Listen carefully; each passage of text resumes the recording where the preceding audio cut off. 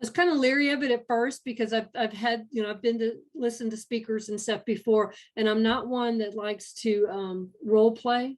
So I kind of thought that that was what it was going to be a lot of, but the interactive part of it was just hilarious. It was so much fun that I loved it.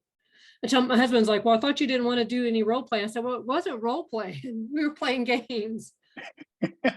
I just think it was just great way of bringing the entire team together to focus on something. This was by far the most fun because I've always liked humor. I mean, I've always said if you can't laugh at yourself, who can you laugh at? So I always try to bring a little bit of humor when I do my presentations and stuff, but just to have that camaraderie of everyone seeing the funny side of things and the funny sides of each other. And I think you were great at keeping us on track and keeping us going. I mean, the time flew because normally I sit in some of these things and I'm like, how much longer we got to do this, but I mean, it was like, we were like, oh, we're done. I mean, that was kind of both days. It was like, already? I mean, it was just so interactive and I loved it.